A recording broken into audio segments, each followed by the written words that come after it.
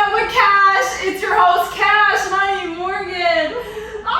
No, for real, you guys, what is up? Before I get into my guests and everything, I just gotta say, life has been nuts. If you follow my Instagram, you've seen the October highlights, and man, were they highlights.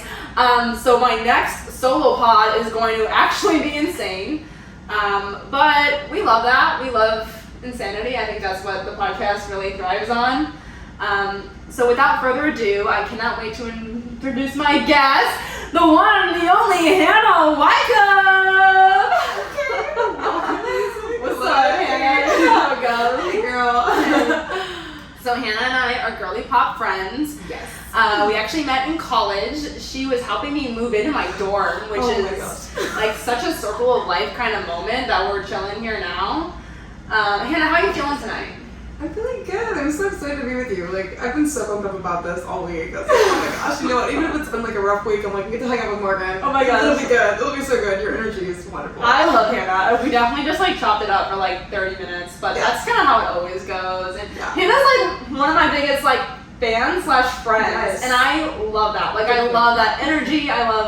She's always like, oh my gosh, girl, this podcast, and I'm like, oh yes.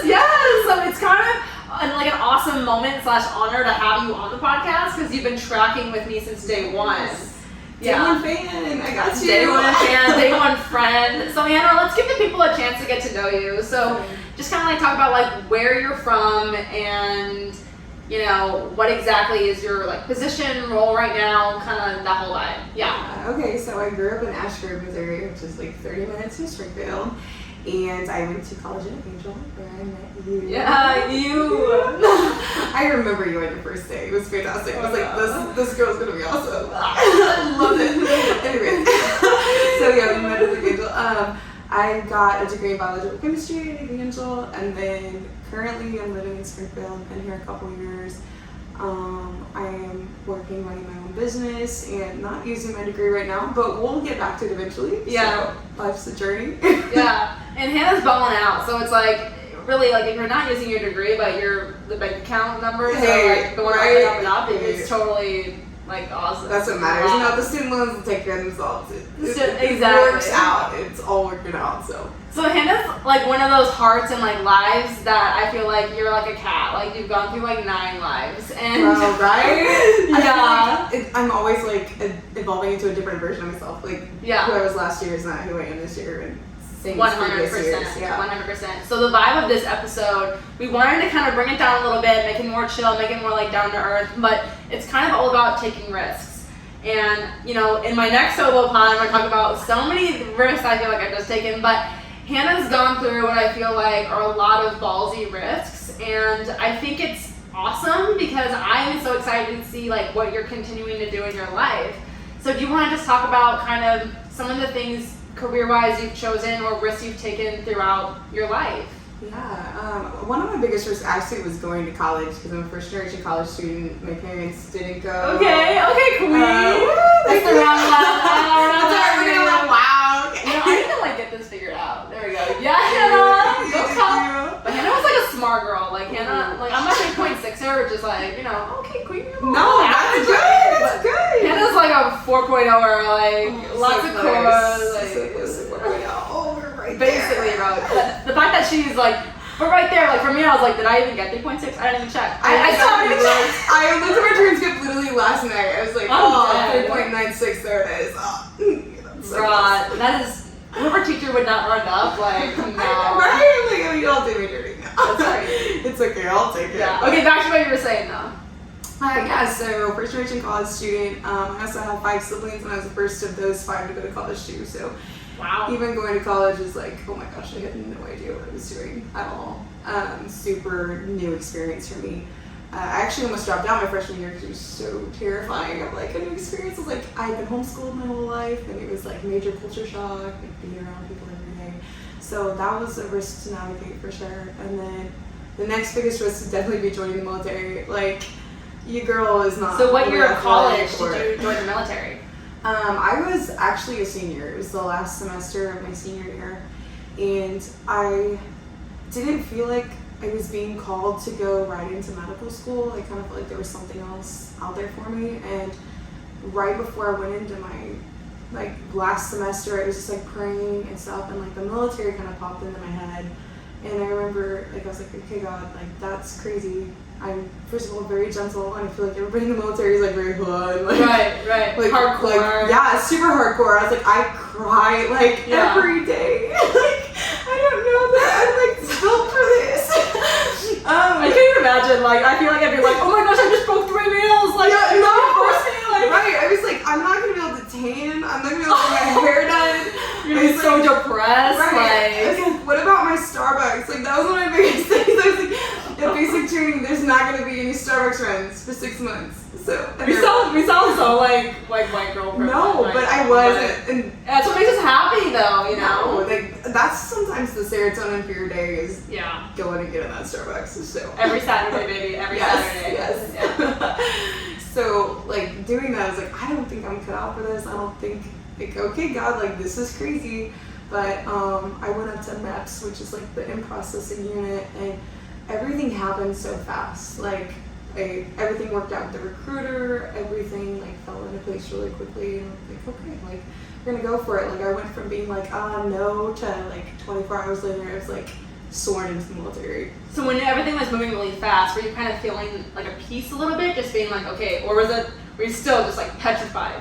There was a weird sense of peace, but also like being terrified too. Right. I think because I didn't ship out to basic training until like 4 months later. Okay. I had kind of time to like process that and be like, okay, like this is my life, it'll be okay. Leading up to it, no, I was so scared. I could not sleep the night before I shipped out. Like I wouldn't be able to. No, I was like, yeah. I'm gonna be being yelled at for the next 6 months. Like, can I like not do this? How was basic training? So was it like as intense as? Oh my god. Okay. So everybody would be like, oh, like, be straight with me. Would I make it or no?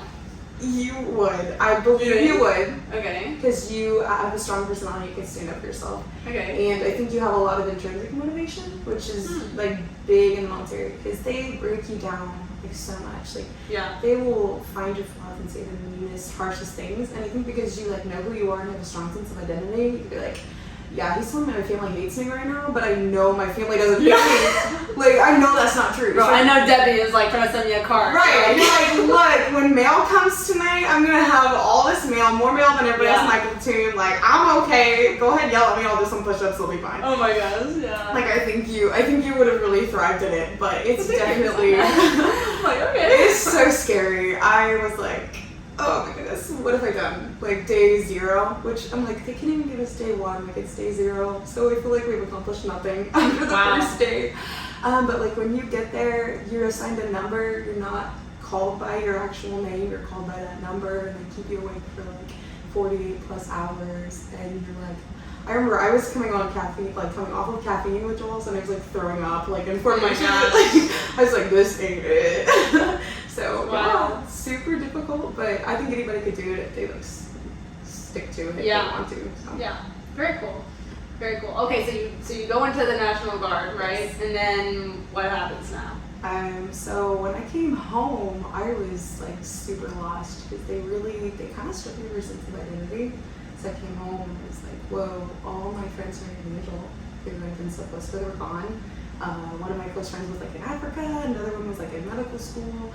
So it was like kind of starting over, and that was honestly like a lost period for a while. I was working at Starbucks because I thought I wanted to be a barista. Pop off. She's like, National Guard, and I'm like what? We're gonna get leave Starbucks, so now I'm gonna work there. Like, right, like it was crazy. I don't know if it's like my inner white girl hated it so bad or something.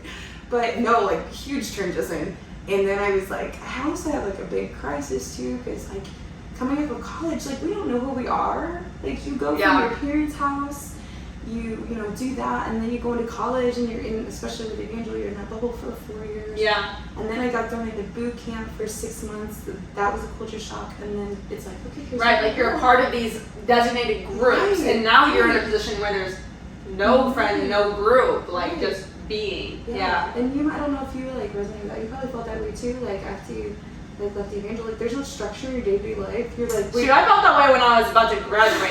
It's scary, isn't it? You're like, who am I gonna eat lunch with now? Like, I had my Yeah. like lunch group. I had like people hung out with the night. The culture shock of being like, okay, it's 8 o'clock. What do I do? I'm alone and I'm on campus. Right. I barely know how to cook. Like, No, you know. you moved up in the world, you girl. Yeah, bro. Like, come on. But I like to go off that. Like, if you're listening to the pod, obviously you're listening. If you're watching it, you know, there's so much hope in that because that's really just a season. Like for me, you know, you go through that suck, and now it's like every night I have to like, hey, tonight I'm doing nothing because I need to mentally chill. Like that's, you know. But I don't know how it was for you. You probably kind of like that breaking that schedule because I feel like you I need it. I know. Like, please me tonight at home. Like Morgan, you cannot afford another mental breakdown right now. Too expensive. Right. It's like I gotta power through this one.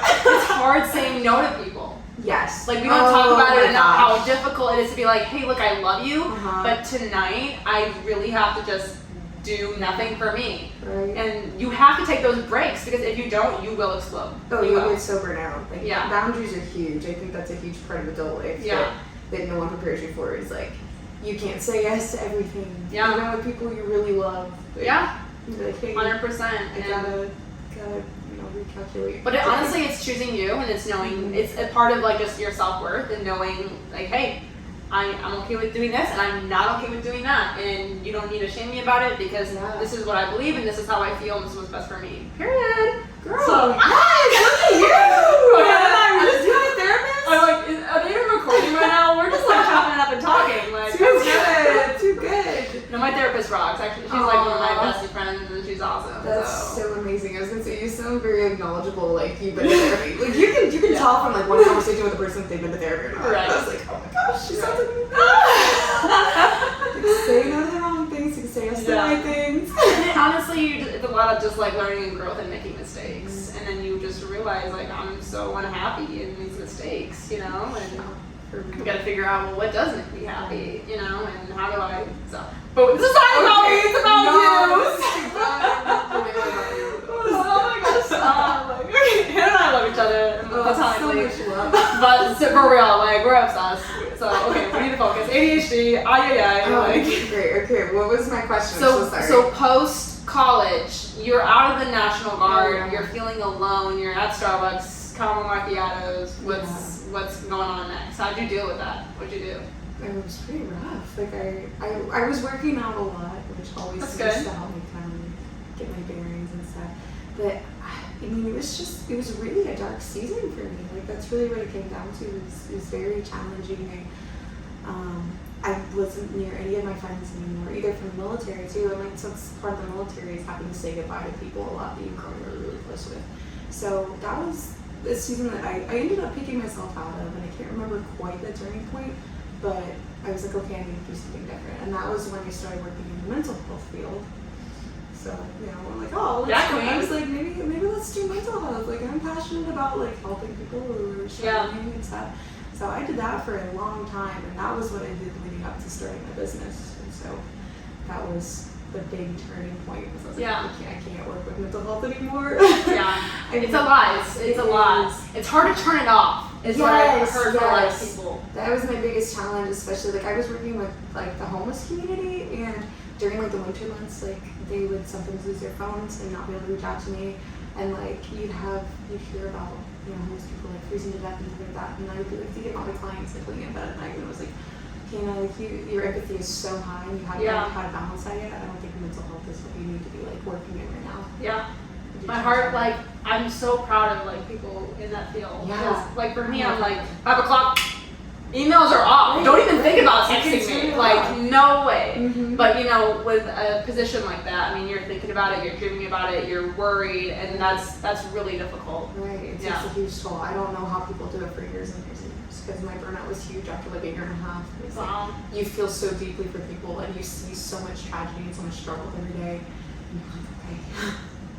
It's just a lot. So Hannah's really great too because we're gonna name drop Haley McCormick. It's Haley. Shout out to Haley. She's one of my besties. But like Haley and Hannah are awesome to talk to because they both are kind of like, at least you have worked in that mental health field, or like Haley isn't also in that situation. And it's like when I talk to you, obviously I can vent and I can say whatever, but they're not just gonna give me like a response like a friend. They're gonna be like, what is your Enneagram again? And what is your attachment style? How are you acting in these? And then like it's so good. Because we don't always think about, like, what trauma has caused, or how we grew up, or things like that. And so it's so nice to have friends who really do care about like the psychology of things and really like diving into the deeper issue of issues. And so if you don't have friends like that, go get new friends. I'm just kidding. Or go hang out with Haley. She's great. Yeah, go get your minor in psychology and get tied with like people in that area or something, because it's just great to have those like intellectual conversations about what you're going through, not just from an angle of pain, but from an angle of, okay, well maybe this is like deeper than just, oh, this person hurt me. Like maybe it's like, oh, okay, well I would do well with avoidance or whatever. Like we were talking about. What you're talking about. Hey, let me know. Every time you get mad, you run away and try to find your play response. Right now, we're getting into it. I know, I'm working on stuff, I'm working on it. You'll get there. It's all a journey, you know, and you're doing amazing just by wanting to improve. A lot of people, they're like, I'll stay the same. Grow. So it's awesome that you're wanting to grow. To grow! Yes. To grow! Yes. Cheers to grow. Okay, back to Hannah. Sorry, you guys know how it goes. This is amazing. This isn't news. So much fun. I'm having so much fun. Why can't first dates be like this? Hey, you know. They can't be with the right person. You're good. Okay, I'm here for it. It's okay. Okay, so the turning point was you left that field. I did. So, and that actually I was on active duty military orders for about 6 months, and I wasn't able to even work with the mental health stuff at all. And there were a lot of entrepreneurs who were sergeants at my unit, and they would be like asking me questions about my life. And when we would go home, we'd only have like a few days. We'd have like 3 or 4 days at home, and then we'd be gone again for like almost a month type thing. And so during those few short days I was home, I was cleaning houses and making some extra money. And they were like, oh, like, do you have a business in that? And I was like, no, I cleaned for like 3 families at the time. I was like, no, I don't like do much with this. And they're like, you should form an LLC and like make something out of this, have employees. And I was like, that's insane, that's crazy. I was like, I would never. I was like, I'm so sorry. I was like, I'm not gonna be a house cleaner. That's not what I want to do. I was like, I like have a college degree and everything. And I think kind of during that season, God humbled me, because things, like once I ended those orders and was back in the mental health field, it kept getting pushed back. Like bad things kept happening at work, and it was like I was resisting that change. Yeah. And I was resisting what needed to happen. Like I know God wanted me to start my cleaning service. As crazy as that sounded to me, but like He was like, you need this season. And it was a very humbling season, going from, oh, I'm college educated, blah, blah, blah. Like I kind of had like put myself on this pedestal, be like, oh, I'm cleaning people's toilets. That was a whoa moment for me. Just got goosebumps, lucky. But like God needs to humble us in order for us to like walk into like what we're actually supposed to do. Because and that's what's beautiful about our journeys is I think about if I had gone to like medical school right out of college, I would have been doing it for like, oh, I'm gonna be a doctor, like for the status and things like that. And I don't think I had that humility yet to be able to be a good physician and to love people the way I needed to. There was a lot of selfishness. And I think a lot of that was broken through, you're going to script toilets for a while, you're going to serve people at the lowest level. And now, like, if I were to become a physician now, it would be, you know, for the right reasons, not so that I can have that status and do. That's huge, Hannah. That's amazing. Wow, that's wonderful. And Hannah's whole premise behind your business is amazing too. I don't know if you want to talk about. A lot of it that I started for was for families who like normally couldn't afford cleaning services. Where I give veterans discounts. So I have a couple veterans that are actually sponsored through the VA that we get to go in and clean their houses for them. And a lot of them live alone, and so like sometimes that's their only interaction they have. I love cleaning for elderly people and just getting to sit with them and talk with them and hear about their lives. I mean, I've had incredible experiences with my clients, and a lot of it I think is because if I were to be cleaning for people in a higher tax bracket who are super busy and have like vacation homes that I'm just cleaning for and like going in and making the money, I wouldn't have those deep relationships that like I've had families like I sit down and have a meal with them while I'm at their house, or their kids will make me Christmas cards, or I have this sweet little old lady, she's like in her 80s, and she'll text me and be like, hey Hannah, thinking about you today, like I hope you have a good one. Not thinking about your text. I love those. Like amazing, because I'm such a sappy person. And so if someone says like I'm thinking about you, I'm like, oh my gosh, someone cares. The words of affirmation. That's like the word. Yes. I'm like, oh my goodness, this sweet little lady took time out of her day. And so it is very like a very relationship based company, and like with my employees too, like I love to like check in with them regularly and be like, hey, like what do your financial needs look like, and being able to, honestly, I love being able to try to figure out how to make more money so that I can get more money in their pockets for their kids that are in school, and you know, taking extracurriculars and stuff like that. Yeah. And just getting to sit down with them one-on-one, or you know, bring them coffee or things like that. Like I love how it's like so relationship based. Like it's so fulfilling in that aspect. Yeah, and I love Hannah's business. I am like a supporter till forever. Thank you. And I mean, because my whole podcast vibe is all about, you know, resiliency, authenticity, being honest, being real, and people, and being purpose-driven, and leading in every episode with something. Mm-hmm. And that is your whole cleaning company. Like, you're going into these people's homes, which is one of the most vulnerable places in our life, and we're trusting you with that, and you're not only being like mentally like, hey, I'm here for you, I'm thinking about you, I'm here for you, like doing not just like investing in them and like helping them, but you're literally pouring into them and giving to them, and that is amazing. You know, there's not a lot of businesses who care on that level and who will give their time. People will give their money all the time. You look at donors, fundraisers, and it's awesome, it's great. They just write a check. But it's when the people who actually show up and actually have that relationship and know their names, where it's just so different, you know?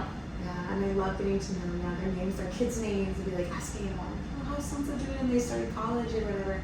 And my clients have blessed me right back. Like when oh my gosh, I was like, oh, like I'm gonna serve others, and like, I had days where I was having a horrible day, and they're like, all right, let's just go and talk about it. And I'm like, oh my gosh, like I'm your housekeeper. Like, what is happening? And I mean, I had one couple pay for my therapy for a while. Like, what in the world? Like, it's like when you give to God, like when you literally just like do what He's telling you, and you're like thankful and you give. And because people in my life will be like, okay, how did you get the podcast space? I'm not like, how are you getting? I can't tell you yet, but I'm like, how did you do that one thing? That one thing, and I'm like, God, bro, like, no, you trust and you serve and you do what He says, and the doors, I mean, multitudes they open. So, oh my goodness, and that's huge too about like giving to God, and that was a lot of what started my journey too.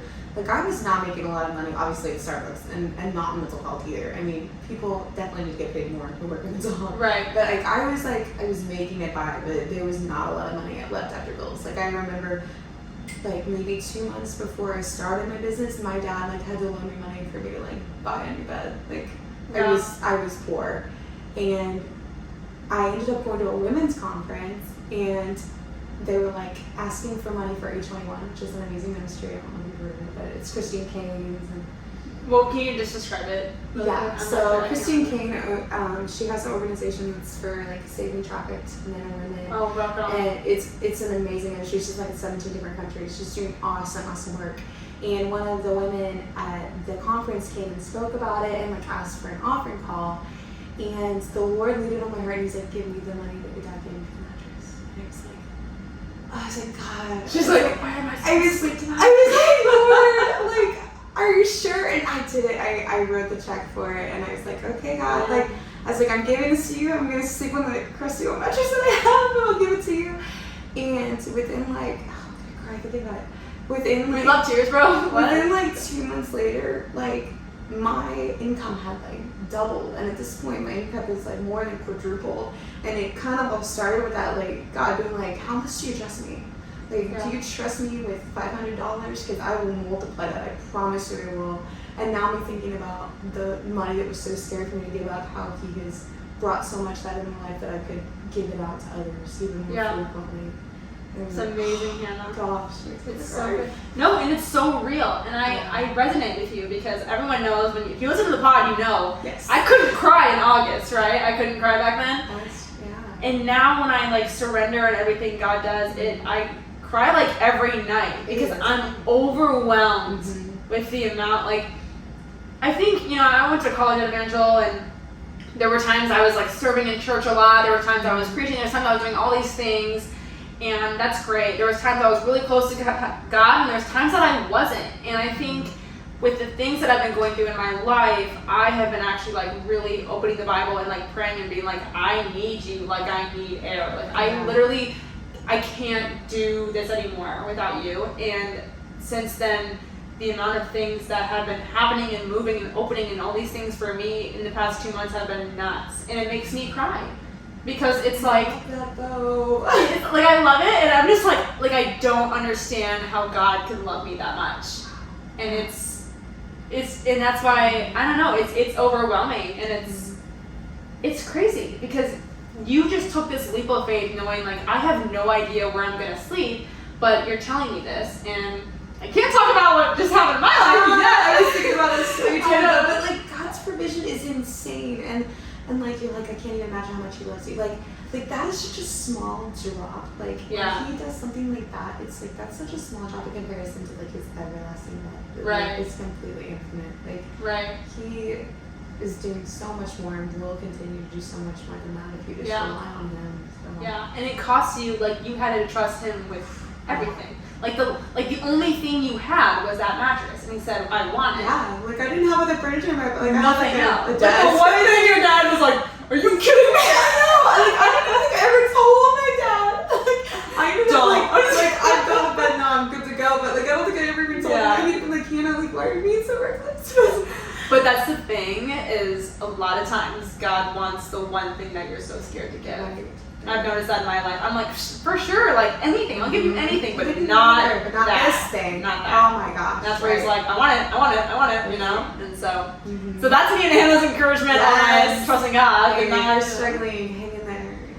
I always say, I'm like, if you, and it's so cliche to be like, well, just trust God and everything. Like, it's genuinely hard. Like, it's give up whatever you're holding back. But here's my thing. Think of it as like a social experiment. Okay. You know, say that you don't rock with God or say whatever. Like, give yourself a month. Yeah. Be committed to it. And then, you know, if you don't feel it afterward, whatever. That's between you and God. But I'm like, give it a month and give it everything you have and actually tithe and spend time and then see if your life changes. Oh, 100%. Like, if it does, like, let us know because we all know. Yes, and it probably will. Like, give it a few days even. Usually, like, if your heart is truly open and vulnerable, like, it is crazy how fast things will happen. Yeah.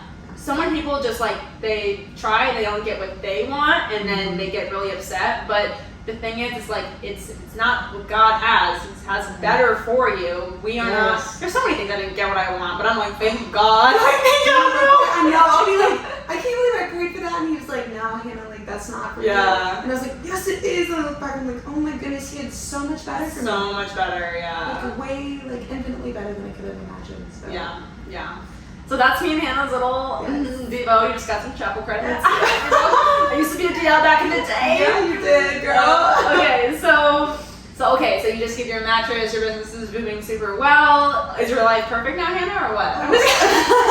Yes, everything is amazing. Honestly, like, I'm not gonna lie, life isn't perfect, but it's pretty close to it. Like, that's awesome. If you think about it, like I'll be driving home from work, and like sometimes I'll start to like spiral into something negative, and I'll be like, wow, I'm driving a car right now. Like, do you know how many people like don't have a car? Yeah. I have a job where I can actually make money and provide for myself. I know that I'm gonna have a meal at home. I know I have a house. I know I have electricity. Like, it might not be perfect, but oh my gosh, I'm so much more blessed, and like I have so much to be grateful for that like we don't think about, I guess, because we're in like the United States and there'll be a lot of greed and money hungriness. But it's like if you go to like a third world, like wow, we live better than so many people do, and sometimes we take that for granted, and so that's why gratitude is so important. So 100%. Yeah. So life, you know, there's some things that God's like removed from my life lately that I was like, that hurt. But in the grand scheme of things, like, it's wonderful. It's a wonderful life that I have. Yeah, and I know, like, I've actually helped out Hannah with a bunch of marketing stuff this year, which has been such a fun thing. But I know that you've gone through just, like, your own struggles and stuff. Do you want to get into that at all or anything? Or Hey, let's talk about mental health. Like, we all have struggles, and vulnerability is good. Yeah. And we're super, you know, like, I have my own struggles, and on the podcast, we only go as deep as the guest wants to go. But this is like... Thank you. I don't know, do you do the trigger warnings? You can do a trigger warning. Yeah, trigger warning for, like, mental health stuff. Okay, yeah.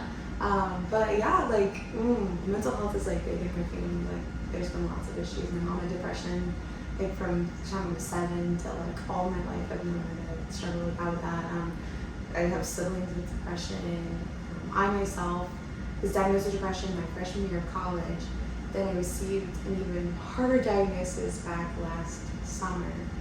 It's called PMDD, premenstrual dysphoric disorder. So it's kind of where your brain and your body are hijacked for like 2 months or 2 weeks out of the month for a female, and it really messes with your like interpersonal relationships, your drive. So usually like it's really bad depression, anxiety, paranoia, feelings of impending doom.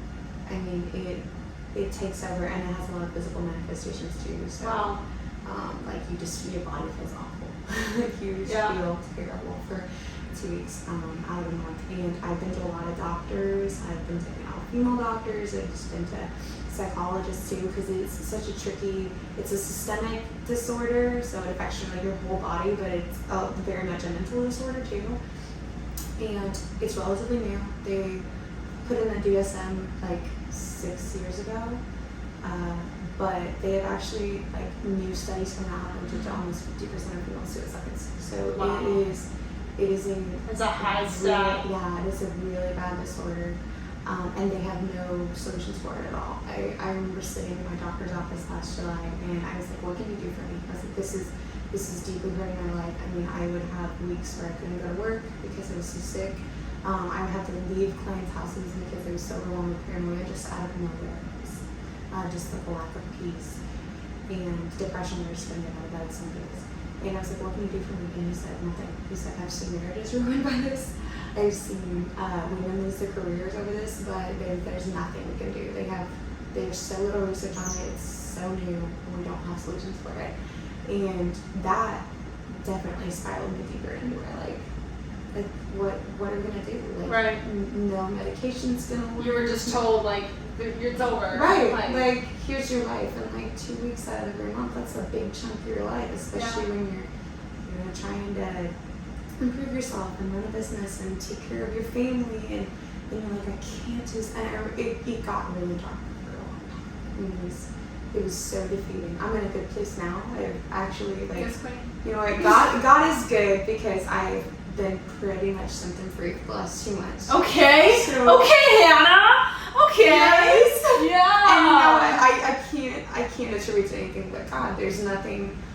I tried all the diets, those didn't work, anything like that, but just like, I finally just released it to God. Like, I was like, you know what, there might not be a cure, but I've got a big God, so that has been revolutionary. But I know there's a lot of women still out there struggling, and that's kind of why I want to get back into the medical field again, is because I want to find some answers, because if I can stop at least one woman from walking what I've had to walk through, then I will sure as heck do it. Oh my gosh, Hannah, I love you, bro. I love you, and I'm just gonna cry again. Cry. That's what I just see, the way that like your whole life and plan and everything is gonna work out, and I mean everything. Like I just feel like every single job you've had is going to tie into your purpose and helping people, and I mean every desire of your heart, everything, like there's a reason, you know, and I mean, that's just having a diagnosis like that, and someone be like, there's no hope,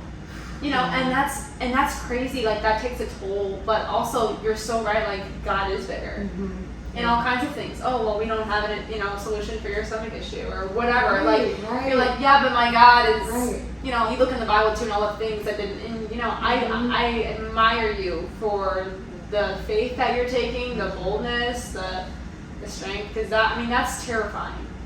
And I think faith was not always as strong as it was. You know, I definitely was like, oh my gosh, how could this happen to me? Oh, my life is so hard. I feel that. You're like, after I had my initial coping mechanism. After I had my pity party for a few months, I was like, well, Hannah, your life is gonna go on, and you're gonna have this. So you can either learn to sit with it and take it, or you can battle it back. And you know what? There's so many diseases and things like that are at one point incurable that totally are curable now because of like our medicine and our technology. So it's like, no, like we're not gonna say like there isn't a cure. Like, we just haven't found the cure yet. So, amen. Rock on. Yeah, let's go. Oh my gosh. Maybe that biology degree will be put to work. We'll get you back on the podcast as soon as you complete it. I'm just kidding. Right after you like write your book and do your TED Talk, make sure you hop on a chemo account. I got you. I'll always be back.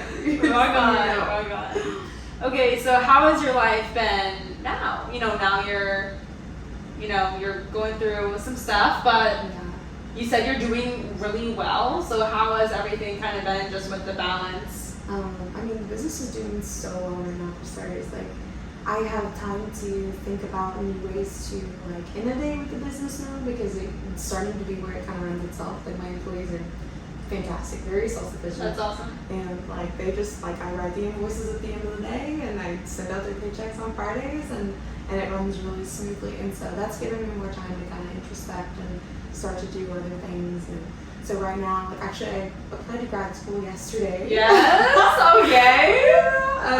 Master's in Human Biology. I think that's gonna be kind of my next step. And I'm in school right now too, like getting some prerequisites, like kind of like brushing up on some of my stuff that I studied in my degree that I'm a little bit rusty on.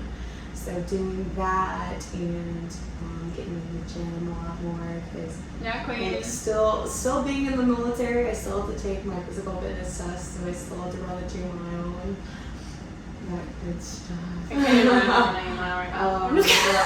Now our PT test is this weekend, and I haven't ran in months. So yeah, it's gonna be. You got it. Good. You got it. They're gonna be yelling at me. I'm like, here we are. I'm bringing my whole self. There you go. There you go. So yeah, that my fitness journey is excited to be back on because I did have surgery last year, so kind of like getting back into that routine and everything.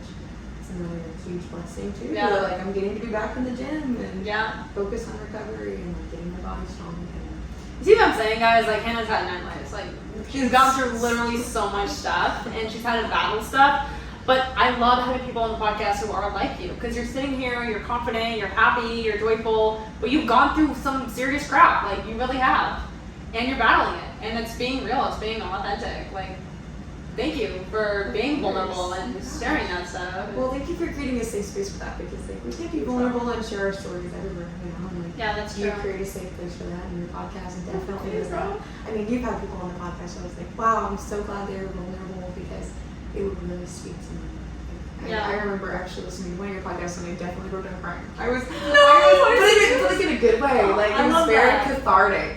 But I was listening to one of your episodes. I think he was talking about the domestic violence shelter. Oh yeah. And she was sharing her story, and we were like talking with her about that. And I was like, wow, like this story is so powerful, and it can affect so many lives. And I was like, wow, like I used to be there, and now I'm not.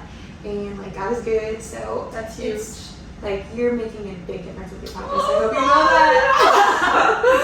Oh, you're so sweet. And like that's why I'm always like, I don't care if there's 4 million viewers, if there's one person that's an impact. Right. And same with you. That's the key. I mean, like whatever you do, if you become a doctor someday, if you meet someone at Starbucks, if you were cleaning someone's house, no matter who you're affecting, it's gonna have a massive impact on them. And every single life matters, And so it's just so huge to step into your calling and help people, That's awesome. Look at your calling too. See, Hannah and I just be like this the whole night. So you have to let me hype you up. We're like, let me hype you up. So get friends like this. Like, these are good friends. Yes, right. Your circle matters. Your circle matters. So take a little break from the deep stuff. Okay, let it out a little bit. Yes, I love it. So obviously Taylor Swift's new album has come out. I'm not like a born true Swiftie. Oh, wait, what? I'm more of like okay, so my sister was always, shout out to Lauren, she was always super, I don't know what, I was a weird kid. My sister was into Taylor Swift, she was into One Direction, she was like, had all the CDs, the posters. I had a poster of Cake Boss. Like I saw Cake Boss at my 12th birthday. What? Live. No. Yeah, so okay, I love that though. Cut from like a little bit different cloths, but hey, she put me on Taylor, and good. I'm not like this huge Swiftie, but I lately, like in my, alumni and like ending college years, I've really been messing with some Taylor Swift. Good, as you should. And I love how she's so intentional, and I like how, honestly, I kind of like how petty she is. I'm not gonna lie. Oh, I kind of like it, but like there's so many like meanings and what she wears and the music videos and all these things. So the Midnights, I mean, I mess with it. People are like, this is a trash album. I was so sad when people said that. I was offended for her because she's a lyrical genius and she put so much like vulnerability and thought into her Yeah. lyrics that I was like, I think she doesn't care. No, I think she doesn't. Taylor Swift writes her stuff Right. for her. Yeah, totally. Yeah. I mean, and she's so successful anyway. Like, anybody who's talking bad on her is less successful than her, so why should she care? Right, that's weird.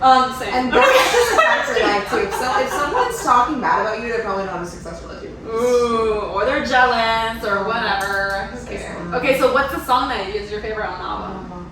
I was gonna say You're on Your Own, Kid, which really kind of talks Mm. about like working through things by yourself and on your own, working through those challenges. But I also am a sucker for the whole side one. It's not like, Okay. it's kind of like it's a breakup ballad, and it's Yeah. kind of sappy and sad, but at the same time it like tugs on my heartstrings. I'm like, okay, Right. if I want to cry on my way home from work, I'll listen to. Hannah's like a deep track girl. Like, Oh yes. she's like Yeah. the ones that like are Yeah, not on that was a TikTok bonus songs. track, so.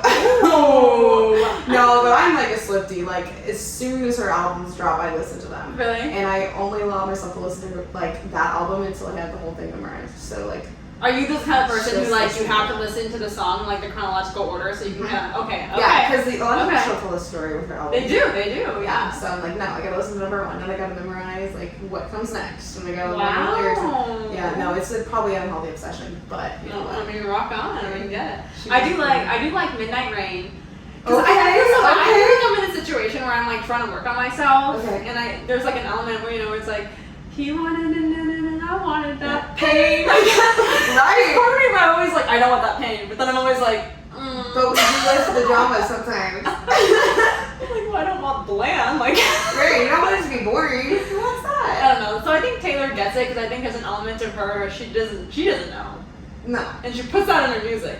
so good. And then I'm like, well, I don't know. And I resonate with your music, so It's beautiful. yeah. So it's a 10 out of 10 for me. Yeah. I'm so happy that you like know those songs. Like that just pumps me up more. The more Mastermind, you- that one's a banger too. It's so good. I know. Her So beats good. are too good. Yeah. We do. She's going on tour as well, and her tickets Okay. are a little bit cheaper Yeah. compared to bigger Not artists. horrible. So Not kind of horrible. exciting. You know, it's like not like a Harry Styles ticket. I know. Honestly, Yeah. I'm honestly over. I mean, I do like Harry Styles, but Right. after that like movie, Don't Worry, Darling, Oh no. I'm kind of losing my love for Harry. Yeah. To be honest. You know, I'm sure like some movie people love it, but it's just not. It wasn't it for me. Aw. Yeah, it was. He was like my One Direction dude, you know. Yeah. Now here we are. Okay, sorry. No. Sorry, Harry. Harry's out. Morgan Taylor. Morgan Waller's in. Morgan Wallen! Yes, okay. Morgan Wallen. Some whiskey glasses. Let's Yeah, go. no, he's fine. Okay. So I have to ask because obviously we're girly class. Okay. Well, relationship status. Oh, but, no. She like hinted about the Taylor Swift thing. So Yeah, freshly single. Ooh, yeah. Are you in the market? Or are you No, kind of? I am very off the market. And we love that. Respectfully. We respectfully, You know what? I'm obsessed with that. Right. Like, there's a lot of layers too. Like, I've been through quite a few relationships and breakups. And one of my biggest regrets was like jumping into something else quickly. Because first of all, you're not over them. Like, You're not, the other person yeah. by any means. So a lot of times you're like rebounding or you're like projecting your pain onto that new person. And how unfair is that for me to like my heart still belongs to my ex? I'm like, yeah, well, I'm gonna like waste your time. So like that's a big thing too. And like just respect for our relationship too. Like I feel like it's really hurtful to see the other person move on really quickly. And Mm-hmm. I'm not trying to create any kind of hurt. Like it was a breakup for like, you know, good, you know, just heading different directions, no hard feelings or anything like that. Different places in life. And Those are hard because you're those like are the worst actually. There's not even like an issue with No, it's it's like, man, we just bro, really I want still love different you, things. but right, it's like, oh, if the narrative was different, oh, Yeah. like it was a different time. Yeah. But that's also like a beautiful way, I guess, to end things too, because you can like look back on it fondly and be like, you know what, Yeah. I loved somebody with my whole heart, it was vulnerable, and it didn't work out, and Yeah. that's okay. So. Well, how mature of you? Like, rock on. Hannah, and you're gonna be like, you're in your bag and you're so Yeah. career oriented right now Oh, that yeah. I can't wait to see just all the things that are gonna happen the rest of Right. this year too. And our lives are so much more, especially as women, I feel like our lives, people are like, oh, you'll have more value if you have a man. And it's like, we can do incredible things on our own. Yeah. Absolutely amazing things. It can definitely be challenging as a woman in business. Oh my And I know in the gosh. Kelly episode we did talk about it, Uh-huh. but just even like, you know, having to be honest or stick up for yourself or things, it's just like, I'm not trying to be that guy where it's like, women have it, but it's it's like an unwritten thing, nonverbal, that it is it's difficult to, you know, excel sometimes as a woman or get the same exact respect that a man does. Yeah, the respect is never the same. And then a lot of times people think like you moved up because you're pretty privileged or whatever. Yeah. And it's like, I'm actually working really hard. Yeah. Like, I see that in the military a lot. Yeah, and it's definitely just, so that's challenging in itself. But, you know, we've talked about so many things, and whether it be, you know, the business aspect, the mental health aspect, the taking a risk aspect. Yeah. What advice would you give to a listener who's going through, you know, say there's someone sitting right here right now listening, you're sitting right there and maybe you're about to graduate college, maybe you're feeling alone, maybe you've been studying something for so long and you realize that you're about to graduate and you hate it. Like, what is your advice for that person who is just like, I don't know, you know, or I'm lost? And I would say having no idea what you're going to do next is one of the most exciting places to be, because there's so many options. Like, if you wanted to be a doctor since you were 8, well, now you're going to be a doctor. But you could be 21 and be like, I could literally be anything I want to be. Yeah. And the sky's the limit. And also, like, trust God, and He's going to take you exactly where you want to be. For sure. And furthermore, like, it's okay to have no idea what you're doing. That's totally normal. Everybody doesn't know what they're doing at some point. Just roll with the punches, take opportunities when they come, trust your gut. 100%. So when you were starting the business, you know, whether it be like funding or figuring out all those things, like what advice would you give to someone who does want to start their own LLC? You know, and is looking for employees and looking for quality talent. Like, what would you say? I would say utilize your resources, like people you know, network as much as you can. Ask people as many, like, advice. You cannot get enough advice. Like, ask people who went before you. Like, I had so many business owners who, like, really helped me develop and grow. Like, hey, read this book. Hey, get this accountant. You know, like, take these steps. Like, Profit First is a great book if you're thinking about starting your own business. I'm going to read that one as well. And there's a lot of podcasts out there for entrepreneurs. Getting up with cash. I was getting up with cash. Like, now you're getting different opportunities. No, for real. I'm just kidding. Seriously, check it out. That's big. Be totally okay with failure, because your first year, your first 2 years, you're gonna make a lot of mistakes because you have no idea what you're doing. Like, zero idea. Like, I didn't know about insuring and bonding and payroll. Oh my gosh. Yeah. Another thing would be that's hard, but like follow your passion, find your why, but be smart with it too. Like, think about your overhead. How much is your overhead gonna be? Aim for that profit immediately, because you don't want to be like swallowed up in bills or taking out big loans. Like, the main reason like small businesses fail is because they grow too fast. So let yourself grow slow. Don't be like, oh, I need to be like in business 417 or I need an amazing office that's completely modern. It's like no, like, you don't, like, the people who like are driving the nice cars for their businesses and have the nice offices, they're probably bringing home less than like the person who's like, I mean, I run my business out of my apartment and my profit is good because I didn't need all the food and extra stuff. I just knew what I wanted to do and I made it happen. So that's so good. And I think one of the really humbling experiences too is really not knowing your stuff and having to ask people for help. I once did a mock interview with a magazine here in Springfield, and there were a lot of things I didn't know, and she told me, and I was just like, you know when you don't, you know, you kind of like finesse, you're like, oh my gosh, for sure, totally got this. But at the end of the interview, she was like, yeah, you did great, but I can totally tell you have no idea what you're talking about on this one topic. She was like, I would have preferred you to say, I don't know. Because at least you're being honest and authentic instead of being like, oh, for sure. Like, she's like, I know you're fluffing half of that interview. Oh. So you're like, slap in the face. But I got an A-. Hey. But now, every single time I'm at work or something, or if someone who is more powerful than me or smarter than me is saying something and it's like an acronym I don't know, or it's a program I don't know, I'm like, truthfully, I have no idea what you're talking about. Can you explain that?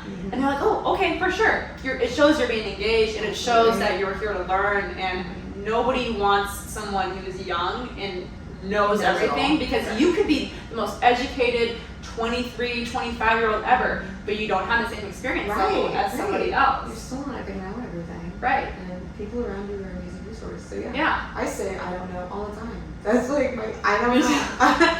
And no people clue. are like, what's your profit margin? And I'm like, can you like define that term for me? Can you, if it was a color, like, Right. can you paint me a Describe picture? it. I always tell this one lady at my work, I'm always like, okay, I hear everything you're saying, but can you please say it to me like I'm 5? Like, Yeah. that's so embarrassing, so but helpful. then they say it again, and I'm like, oh my gosh, for sure. Like, this is Right. exactly what you use. Because some people are so in their niche that they're like talking way at like, Yeah. a level that you're like, Oh, yeah. use some words I can Oh, work yeah. So do you have any more projects or anything coming up in the future, or things you can't talk about yet? I mean, the business is going to continue to grow. I'm hopefully doing some things for Christmas time. Okay. Like maybe some like house cleaning giveaways for people who couldn't afford it for the holidays. All right. Y'all gotta go follow her on Facebook. Hey, yes, Yeah. check it out. And then yeah, just getting ready to go back to school. So that's Very what's exciting. rolling for me. Very cool. Do you have any advice for anyone who maybe is in a upper, business position, or they want to start something like this, and they do have like struggle with their mental health, or they do have a diagnosis similar to yours? Like, do you have any advice you would give to that person who feels like, I can't do this and I'm hopeless? Yeah. Your diagnosis is not your identity. That's Like, good. That's not who you are. Like, it's something you live with, but it's not something that has to define you. And yeah, like it can be so scary to be like, this is all that I am, and how will I ever move forward? Also, like, look into stories of people who had a diagnosis and it became a catalyst for their success. Like, That's there are good. some people that struggle. I mean, think about Beethoven. Like, Oh yeah. Steve Jobs supposed to be like aborted when he was born. right. Like, If not him, no iPhone. Like. Right, but really, it's like Yeah. thank God people with setbacks went ahead and were bold and brave and like Yeah. brought their vulnerable selves into the world and like, you know what, I'm gonna do what I can Soul to make a difference surfer? with what I have. I mean, Everything. one arm surfing, Right, like in right. competitions. I mean, Right. Yeah. And also remembering, like, for a while I felt so lonely in my diagnosis. I was like, oh my gosh, I have to live with this. Everybody lives with something. And you know what, like, you might be struggling with this, somebody else might be struggling with something that is just as big in their life. yeah. And they're getting up every day and they're facing it and moving on. And if you are struggling with mental health, reach out to people. So many people want to help you. Do not sit in that loneliness. Do not sit in that thinking you're stuck Yeah. forever. I promise it's a season where the light at the end of the tunnel. And you That's can get so help. good. You can get help and you can live a fun life. That's so good. When strangers meet people like Hannah, and they're like, oh my gosh, you're successful, and you're nice, and you're beautiful, and you're joyful, and then they hear her story, it like puzzles them because they don't get it. They're like, you're living with something where you have no idea if you'll overcome it, but you're walking and you're like, well, I am trusting in God that will just take care of me today. Like, sometimes it's just literally like, I can only trust God right now and today. Like, and it's a daily surrender. It's a daily having to take up your cross and be like, I can't do this on my own. And I don't know, I feel like when you do that, even though you're so confused and you have no idea what you're doing and you're scared and it's a risk, there's that piece where, because we can't handle all of our life on our own, and you can't carry that every day. That's massive. You weren't meant to. You weren't meant to. Yeah. And that's what we focus on. We focus to change directions. That's so good. If you focus on your mental health issues, they will lead you on. But if you focus on how can I make a difference, focus on, God. Yeah. Like, you don't have to let it take over you. 100%. And I was even talking to someone, and I'm like, it's crazy too how serving others in any kind of capacity really does help us. Oh my gosh, Because yes. say you have like another awful, diagnosis where you're hopeless, or say you're just literally going through a deep depression, or you have stomach issues, or whatever your issue is, if you're going through a breakup, who knows, whatever it is. When you take yourself out of your situation and say you are, helping the homeless people downtown, you're serving in your church, you're picking up kids for church, you're cleaning up for someone, you're washing someone's feet, like whatever you're doing, it literally is forcing you out of your bubble and into theirs. And there's just something about that truly changes the way our brain thinks about things. Right. And we realize like it's not just about my problems, and the world is bigger, and the impact is bigger. Right. And it's insane, and I feel like truly that helps our own spirits too. And Yeah, sorry, it was beautiful. I don't know right there. Yeah, but that's so true. And I think understood if we look outside of ourselves and how we can serve others even when we're hurting, not only that's so beautiful, but it does. It changes our lives, it changes our perspective, and can help a lot. Can help so much. Mm-hmm. Well, Hannah, you're just like one of the besties from the besties, queen. Thank you so much for being on the podcast. So obviously you have to end it per usual, like I end everything else. Favorite quote, favorite song, and what do you want your legacy to be? Okay, favorite quote right now would be, life is a progression, not an exercise of perfection. Ooh, that's good. I totally thought you were going to say a highway. But Life's a highway, baby! But no, yours is way more like deep and awesome. Aw. Is there any explanation to that quote, or? I struggle a lot with perfectionism and thinking everything in my life needs to look a certain way, be a certain way. And the beauty is actually in just making progress and being a little bit better than you were the day before. That is so right on. That is so beautiful. I love this girl. Okay, favorite song. Okay, every single song on the Midnight's album. Woo! This is, I swear, like, we're not sponsored by Taylor Swift, but maybe we should be. I mean, Please hear me. please give us free tickets and we will advertise you for a year or so. Yeah.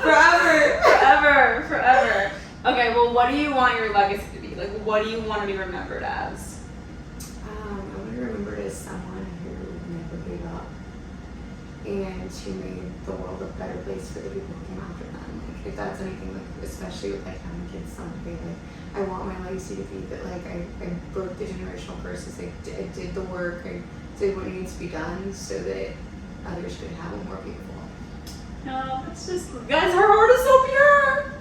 It's so good. Well, Hannah, I think you're literally on the right track. So I think you're so admirable, and there's so many exciting things that are going to happen for you. And just keep on trusting God and yeah. We're just getting started. Oh, we're just getting started. 2023 is going to be our year. I know how cliche that is, but genuinely, it's like, Get it. there's so many things that are already planned, and I'm like, I'm so excited for you. Some stuff I know you have. Hype me up. So exciting. Well, just some updates, you guys. Obviously, listen to the next couple of episodes. I'm super excited about them. Again, if you want to start your own podcast, you know what to do. The link is in this episode. A lot of people ask me about like how to do it. I don't know if I should. I like suck at TikTok. I really do. I'm so scared. Tutorial. I'm like, should I do that? Because I'm so scared of getting canceled. I don't know why. Just because, like, I cringe myself out so badly. I'll make all these drafts, and I'm like, ew, Morgan, no way. Like, I'm so scared of people like watching me. It's so weird. But like TikTok, because that's the app that has like so much hate. That's true. Oh my god. Like, I saw a mom and her daughter like making homemade bread, and someone was like, "Oh my gosh, what kind of pan are you using?" Are you kidding me? I was like, "They're making homemade bread!" Like, This is a beautiful moment they're sharing. like, we're hating on everything because it's Me just too. funny, and Yeah. So I don't know. I mean, if you want me to give a tutorial, let me know and I'll literally make one. But you have to let me know, otherwise I'm not gonna do it. Like, sorry. Yeah. So click the link to start your own podcast, or hit me up, or whatever. If this episode impacted you in any way, please let me and Hannah know. We love hearing people's stories. We love words of affirmation. We love vulnerability, and we love just being able to help people. So if it impacted you, let us know. If you did like it, hit that 5 stars. It goes a long way. But again, you guys are just amazing. I've started like going places in Springfield, and they're like, "You're podcast girl, right?" And I'm like, "Yes, Mom, did I just make it? I'm just keeping up with cash. That's you. Keeping up with cash, baby." No, I don't really know. You just gotta keep it one day at a time. You're gonna be okay. Yeah. It's been a tough month for sure. But you have to, like Hannah said, it's a tough day, it's a tough month, but it's not a tough life. Like it's not your diagnosis, it's not forever. There's so much hope in tomorrow. So, love you guys. Just keep it real. Buy the merch, and I got some new stuff cooking in the kitchen. What? Yeah. I can't tell you, but I got some stuff in the works. We're ready. I'm excited. Okay, love you guys. Bye.